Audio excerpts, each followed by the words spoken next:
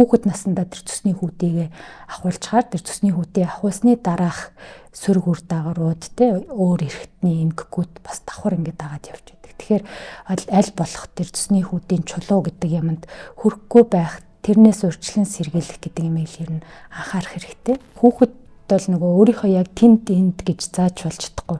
Гиз хөвдөд энэ л гэж ярьдаг. Тэгэхээр зарим тохиолдолд бөөлжнө, зарим тохиолдолд халуурна. За ихэвчлэн энэ 2-3 завирыг л хэлж ирнэ. Тэгээ би цусны чулуутай байсан юм. Манай хүүхэд болчлоо. Удамшдаг уу гэж асуув. Энэ бол удамшж байгаа хэлбэр биш. Тэгээ нэг гэр бүлийн одоо хүмүүсийн идэж ууж байгаа хоолны соёл, идэж ууж байгаа хоолны бүтэц, найрлага ижил учраас эцэг эхэн цусны чулуугаар өвдсөн бол хүүхэд нь өвдөх эрсдэл магадлал өндөр гэсэн.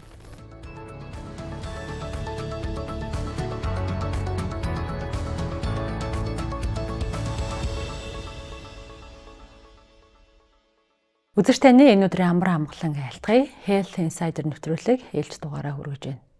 За энэ удаад урд өмнө цусны чулуу гэдэг өвчин ихэвчлэн насанд хүрэгчдийн дунд тохиолддог, хүүхдүүдийн хувьд нэн ховор тохиолддог өвчнөд тооцогддог байсан бол сүүлийн жилүүдэд бага насны хүүхдүүд цусны чулуутай болох нь илүү нэмэгдсэн байна гэдэг сэдвийг хүндгээр шийдсэн байгаа. За тэр дундаа дэлхийд амьдарч байгаа нийт хүүхдүүдийн 2% нь цусны чулуутай гэсэн тооцооллыг Америк нэгдсэн улсын Бостны хүүхдийн эмнэлгийн эмч мэргэжилтнүүд хийсэн байна. Өсвөр насныхан жингээ илүүдэлтэй хүүхдүүдийн дунд цусны чулуу их байна гэсэн ийм судалгаач гэсэн нэлээд хэдэн газрууд хийж танилцууллаа. За өнөөдөр студид их хүүхдийн эрүүл мэндийн үндэсний төвийн хүүхдийн эмнэлгийн ерөнхий мэдчилсэн засгиймч Эрдэнэ талаа ярьсан. Тэр хоёулаагийн өнөөдрийн ярих сэдэв бол бага насны хүүхдүүдийн одоо цусны чулуутай болоод байгаа асуудал дээрээс нь хоол боловсруулах эрхтэн тогтолцооны онцлог гажиг гэд за энэ сэдвийг тойроод ярилцъя гэж бодсон байгаа. Урьдчилан хүлээж авсан баярлалаа. За баярлалаа, сайн байна уу. Өнөөдрийн минь төргий. Бага насны хүүхдийн хоол боловсруулах эрхтэн тогтолцоо ер нь насанд хүрэгчдтэй харьцуулахад нэлээд өвөрмөц онцлогтой байдаг болов уу гэж бодож байна. Тийм, ер нь бол одоо бага насны хүүхэд гэхлээр ер нь их хүмүүсийн одоо энгийн хүмүүсийн нийтлэг ойлголт бол бага насны хүүхэд бол ер нь жижигрүүлсэн том хүн гэж ойлгоод байдаг. Тийм биш, ер нь бол бүхэл эрхтэн тогтолцооны хувьд бол бие даасан онцлогтой том хүнээс одоо өөр байдаг. Тэгээд энэ нь ер нь бол одоо энэ чинь хүүхэд чинь нэг өсөж хөгжиж яваа бие махбод физиологи учраас аль ч утгаараа ер нь бол бүрэн гүйцэд одоо бие физиологийн хувьд хөгжөөгөө байдаг, үүнтэй холбоотой бодис солилцоо болоод даавар тэгээд бие махбодын одоо үйл ажиллагаа үүргийн хувьд бол бүрэн гүйцэд хөгжөөгөө байж байдаг. Энтэй холбоотой ер нь бол одоо том хүнээс ялгаатай онцлог өвчнөд тохиолддог, зохиолн тохиолддог. Тэгээд манай одоо хүүхдийн мэдцлийн хувьд бол том хүний мэс заслаас ялгаатай нь ихэвчлэн одоо төрөлхийн гач хөгжлүүд бидний хийдэг хаалганы ихэнх хувийг эзэлдэг. За тэгээ яралтай мэс заслын тохиолдлууд бас ихэнх хувийг эзэлдэг. Хүүхэд учраас тий онцлогтой. Тий хүүхэд учраас онцлогтой. Тэгээд том хүнээс шал өөр. Тэгээд жижигрүүлсэн том хүн гэж ойлгож ерөөсө болохгүй. Хүүхдийн насандаа онцлогтой байдаг.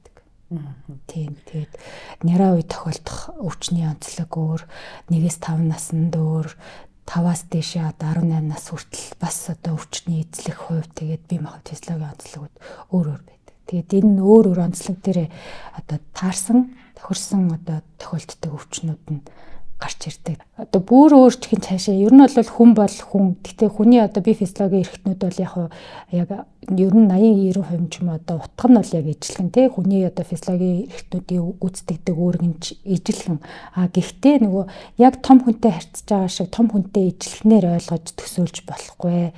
Тэр нөгөө бие физиологи нь одоо хөгжиж байгаа, төлжиж байгаа процессынхаа хувьд бол онцлог эмгэг өвчнүүд гарч ирдэг шүү. Тэрийг л одоо тэрэнд нь таарсан энэ онцлогоо эмчилгээ шаардлагатай байдаг шүү гэдгийг л хэлсэн л гэсэн үг л дээ. Түүнээс биш одоо яг бүр өөр юм бол байхгүй шүү дээ. Мэдээж одоо хүнэл эмч нь ер нь физиологийн онцлог нь бол 70-80% нь бол ижилхэн. Гэхдээ тэр одоо насандаа тохирсон физиологийн өөрчлөлтүүд явагдаж байдаг. Тэрэнд нь таарсан өвчлийн бүтцүүд нь өөр байдаг гэсэн л үг.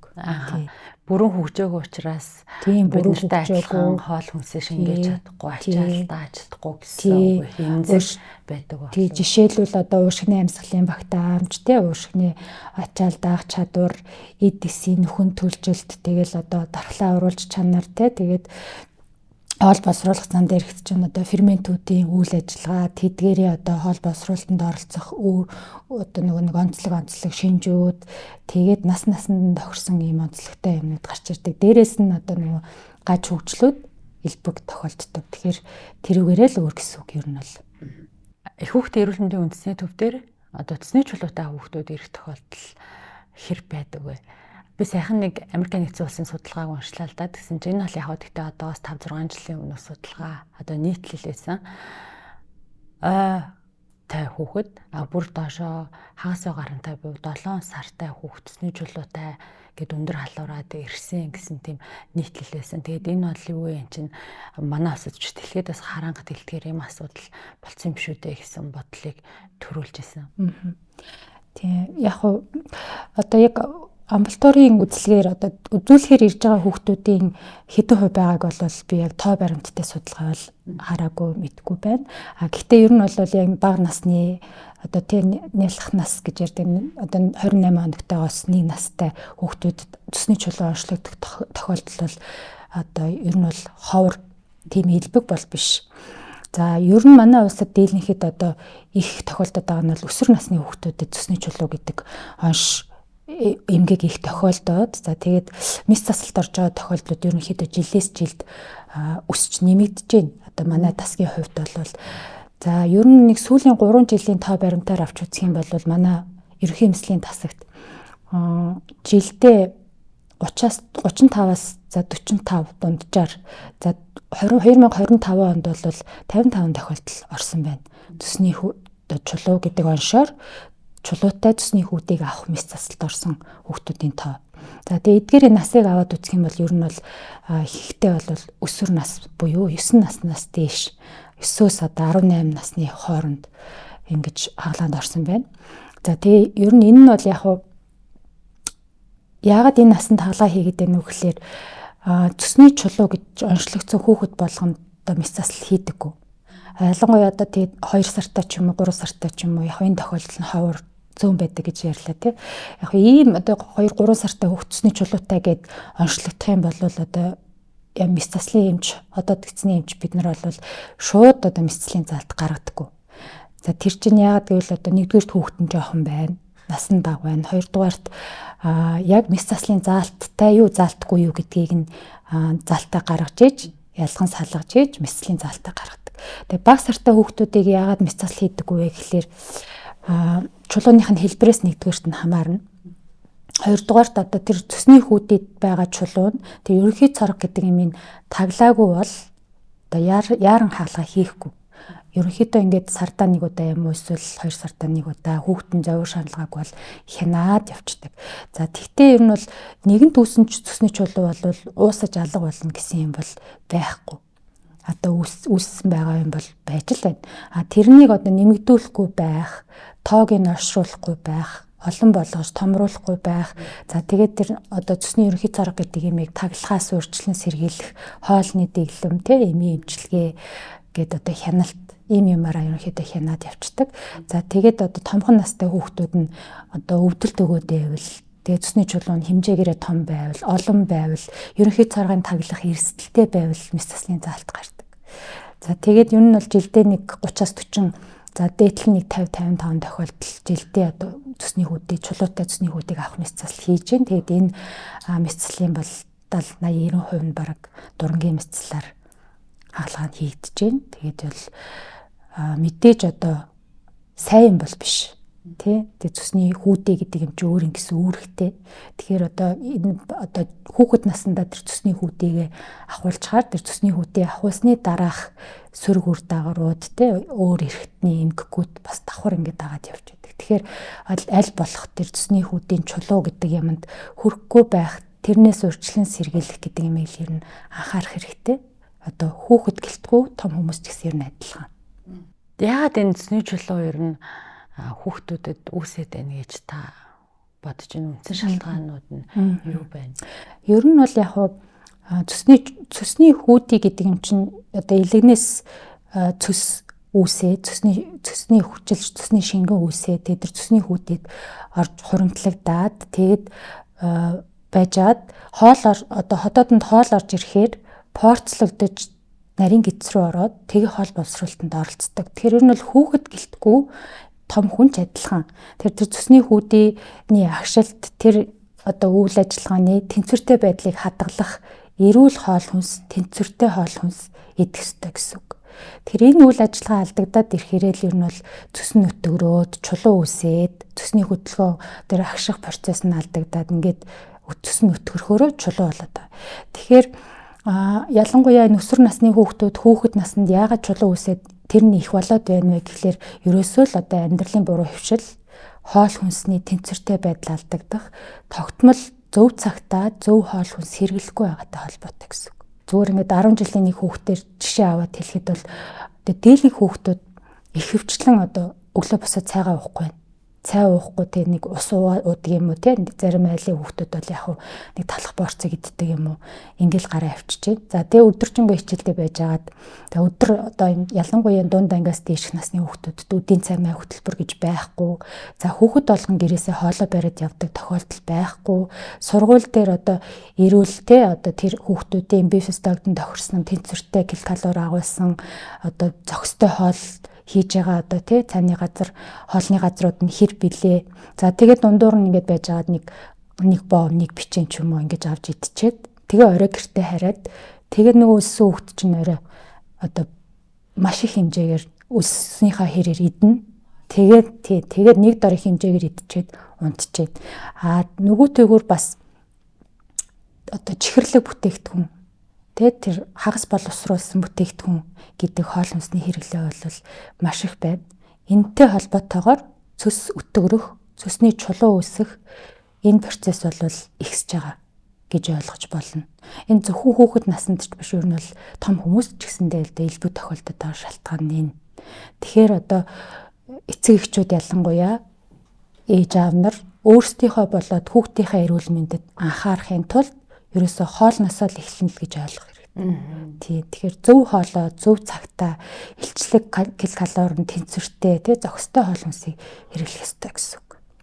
Тэгэхээр ер нь бол цусны одоо ялгаралт цусны хүчил гэдэг чинь өөрөө үндсэн үүрэг нь бол одоо нэг хоол хотоодноос орж ирсэн хоолноос өөх тосыг задлах үүрэгтэй шингээ ялгаруулдаг байхгүй. Тэгэхээр тэрий одоо тодорхой хоол одоо хамгийн наазах нь жишээл хоолнд бол ямар ч байсан хэрэгтэй тэр одоо зөв зохистой чанартай одоо өөх тос агуулсан нэгдэл бэж ийж тэр цус ялгарна гэсэн үг.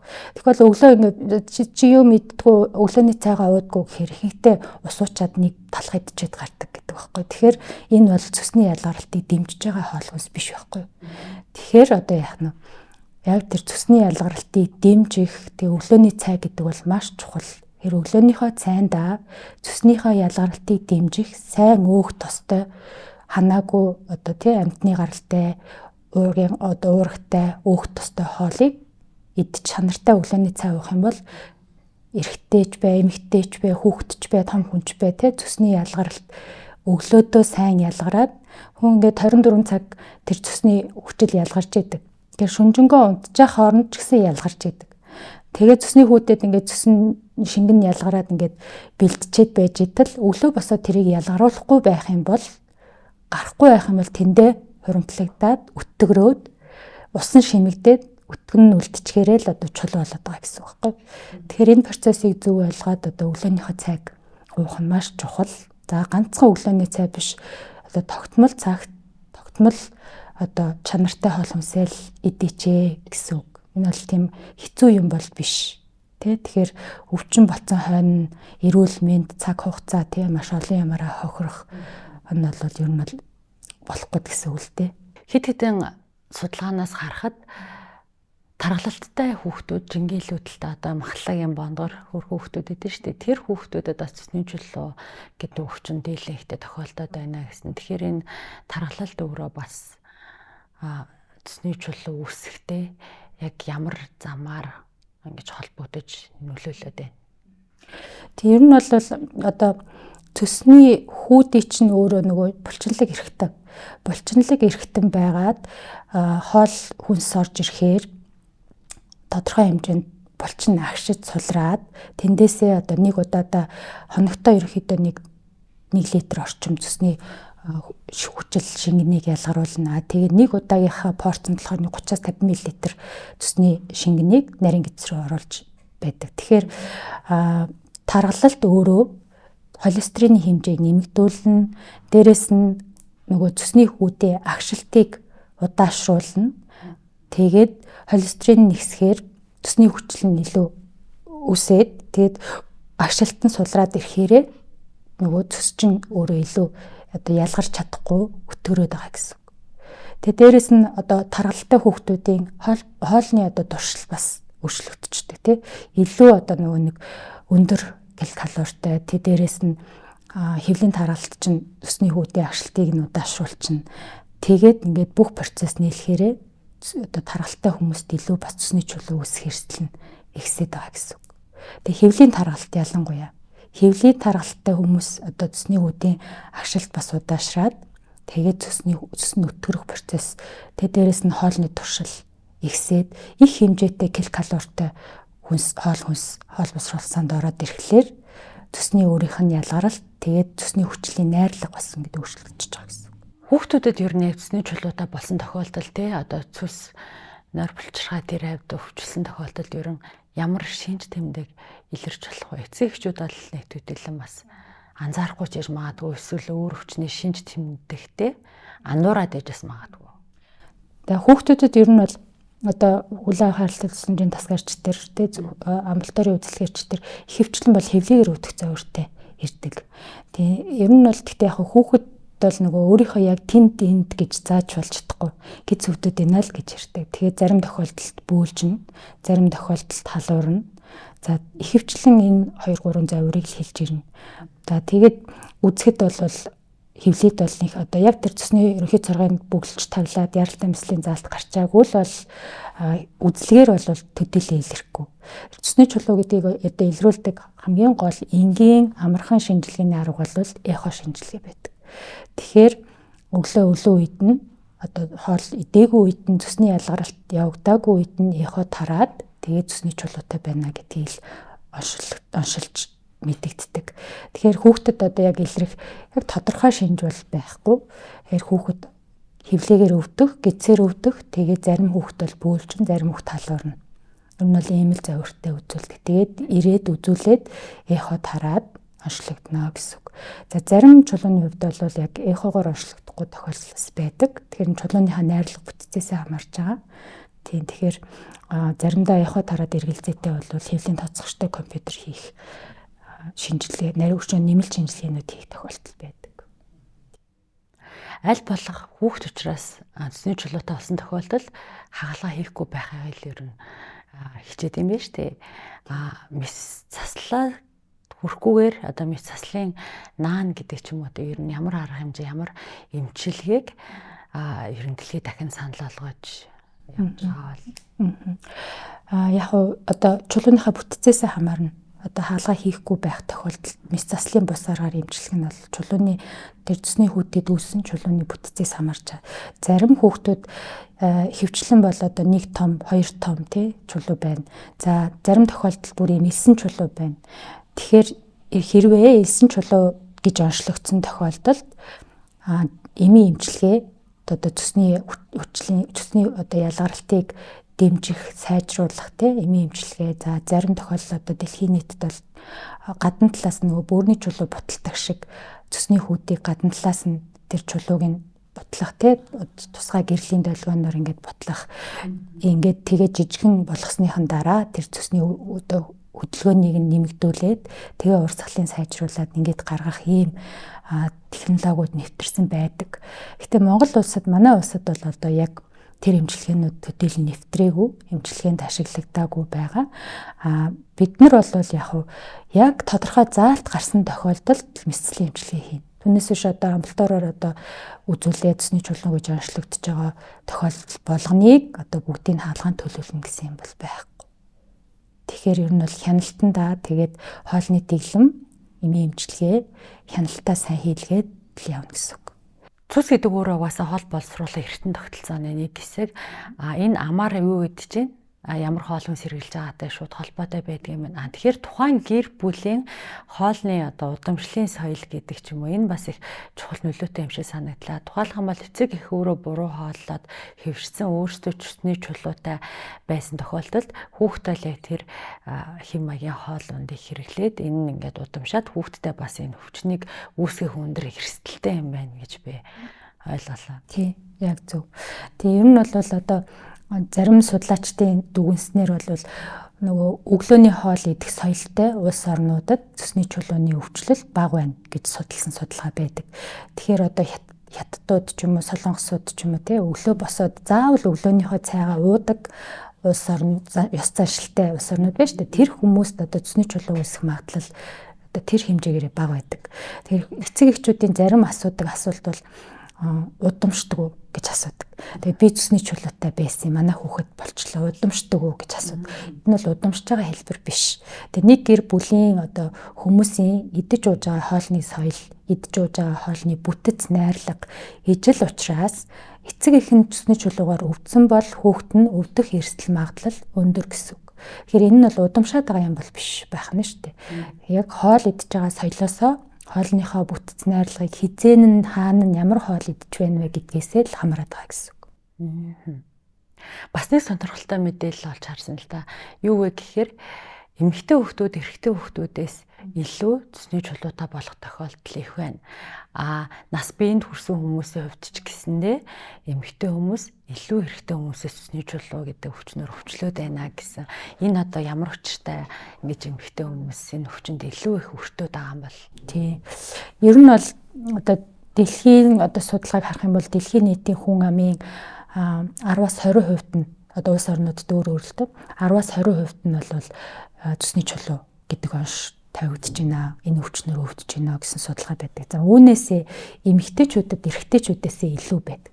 Яагаад энэ цусны чулуу гэдэг өвчин эмэгтэй хүмүүст илүү үүсэт байна вэ гэхээр энэ эмэгтэй гормонтой холбоотой. Эстроген даавар гэдэг юм одоо эмэгтэй хүн болгонд ялгардаг тийм ээ. Тэгэхээр эстроген дааврын нөлөөгөөр эстроген даавар өөрөө түрүүний нөгөө ярьсан тэр цусны хүүдээ гэдэг юмны агшилтыг бууруулж идэг.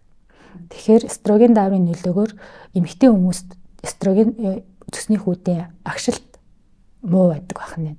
Нэгдүгээрт нь, хоёрдугаарт нь эмэгтэй хүмүүс төрдөг, жирэмсэлдэг. Тэгэхээр нөгөө жирэмсэлтийн процесс өөрөө бас цусны одоо жирэмслээд ирэхээр гиз томроод тэгээд дээшээгээ нөгөө цусны хүүдийг хоол босруулах хэтнийг шахаад тэгэхээр бас агшилтыг бас бууруулчихдаг.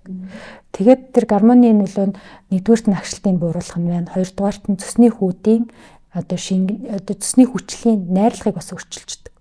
Тэгэхээр эмэгтэй хүмүүст илүүтэй цусны чулуу үүсэх магадлал нь өндөр байгаад байдаг. Тэгэхээр дэлхийн бүх улс орнд эмэгтэй хүсэнд давмгай илэрдэг гэдэг судалгаа байдаг. Тэгэхээр энэ нь бол эмэгтэй хүний бие махбодын физиологийн онцлог дааврын нөлөөгөөр үүсэж байгаа гэсэн үг. Цусны хүүдийгээ ахвална гэсэн үг үстэй одоо мэс заслаар цусны чулуугаа ахвална гэхээр ингээд энэ цусны хүүдийгээ ахвалсны дараа ер нь том хүнч бай, бага насны хүүхдэд ч бай цаашид амьдралын хэв маяг, амьдралын чанарт нь ямар өөрчлөлтүүд гардаг вэ? Ер нь одоо том хүнч бай, хүүхдч бай цусны хүүдийг авах мэс заслын дараа одоо цусны хүүдээ авсны дараа хам шинж гэдэг юм үүсдэг. Тэгээ энэ нь ямар одоо хам шинж байдаг юм гэхээр эрүүл хүнд одоо мэдээж яг хөө сүүлийн үед одоо дэлхийн зарим улс орнууд ялангуяа одоо бүгд найрамд татад ард улсад одоо тренд болоод байгаа ч гин хайшаа чинь тий ямар ч байсан цусны одоо чулуутай гэж онцлогдох юм бол зөвхөн чулууг нь аваад хүүдийг нь үлдээ гэдэг. Тэгэхээр энэ нь одоо энэ арга нэвтэрч одоо тренд болох гэх юм уу тий хүмүүс улс орнууд их хэрэгэлсэнтэй холбоотой дагаад энэ нь зөв юм уу буруу юм уу гэдэг бас судалгаа гарч ирж байгаа. Тэр сүүлийн үеийн хийсэн энэ судалгаагаар бол хүүдийг нь үлдээгээд чулууг нь авчгаар дахиад үсэт идэг. Тэгэхээр энэ дахиад одоо хаалганд орох ёстой болно гэсэн үг. Тэгэхээр нэгэнтээ чулуу үүссэн цусны хүүдий бол дахиад чулуу үүсэх эрсдэл өндөртэй болдог. Тэгэхээр одоо чулуу үүсгийнхэн тоолонгоор хаалгаа хийх үү эсвэл одоо цусны чулуутай хүүдийг нэг удаа мэсцлээр авах уу гэдэг сонголтын дээр очиж байгаа. Тэгэхээр алийг сонгох нь одоо тий тухайн одоо урны мэс засалчдын сонголт байх нь шүү дээ. За тэгээ манай оронд бол энэ чулууг нь аваад хүүтийг нь үлдэх мэс засал ер нь нэвтрээгүй байна. Одоо ялангуяа хүүхдийн мэслийн практик. За тэгээд цусны хүүтийг ахуулсны дараа юу үүсэх вэ гэхлээр хэвийн үед бол нөгөө хотоодноос хоол орж ирэхлээр тухайн одоо хоол орж ирсэн цаг үедээ нөгөө 30-50 мл шингэнэ порцлоод ингээд баг хэмжээгээр цусны хүчил орж ирж байна гэсэн. Гэтэл цусны хүүдийг нь аваад авчихлаар нөгөө порцлдог нөгөө хэмжээний одоо зохистой харьцан алдагдаад байнга нарийн гидс рүү элэгнээс цусны хүчил ороод ин гэсэн. Тэгэхээр одоо нөх хүмүүс тэр нь юугаар ямар завираар ярилах вэ гэхэлэр хоол боловсруул шингээлт нь алдагдаад байнга шингэн фүүлгээд идэг. Шингэн баагаад идэг. Хоолны боловсруулалт нь алдагдаад удаашраад гидсэн дүүрээд идэг. За тэгээд байнга цусны хүчил гидс рүү ялгараад тахаар цусны хүчил өөрөө 80% эргэн шингэгддэг. Нарийн гидсээр одоо хоол боловсруулалтанд оролцож явж байгаа нарийн гидсний төгсгөл хэсэг дээр буцаад нарийн гидсний ханаар одоо эргэн шимэгдэж идэг. Гэтэл энэ эргэн шимэгдэлт гэдэг юм алдагдчихаар байнгын цусны хүчил ялгараад байхаар буцаад эргээд ходоодныхоо састанд нь нөлөөлөд идэг. Нөгөө нарийн гидсний ханаар шимэгдээд буцаад ходооднд руу орж ирээд уг нь хэвийн үедээ бол цусны хүүдийг ингээ хоримтлагдаад байж ах хэвээр цусны хүчил чинь ходоод руу ороод ходоодны салтыг түлээд ингээд ходоодны салтыг өөрчлөлтөнд оруулаад идэг. Тэгэхээр цусны хүүдийг ахуулсан хүүхэд том хүмүүс яаж одоо хоолны дэглэмээ зохицуулах вэ гэхлээр одоо хэвийн үедээ нэг өдөртөө 3-4 удаа хоол иддэг байсан бол цусны хүүдийг ахуулсны дараа ойрхон идэх хэрэгтэй.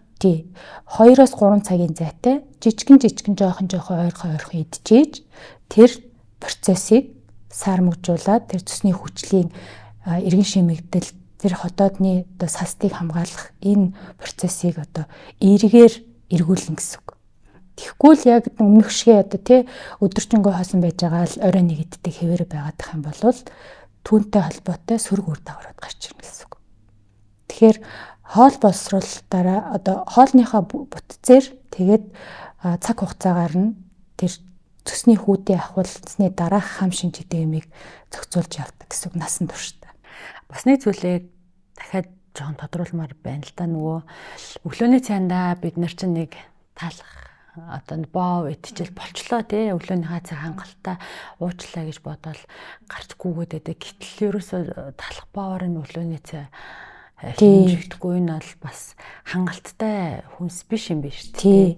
Талах боо идэн гэдэг бол цусны хүчлийг одоо ялгаруулах хүнс биш байхгүй тий. Тэгээ цусны хүчлийг ялгаруулах хүнс гэхээр юу байх юм гэхлээр уураг, өөх тос, нүүрс усны тэнцвэртэй харьцаатай хоол.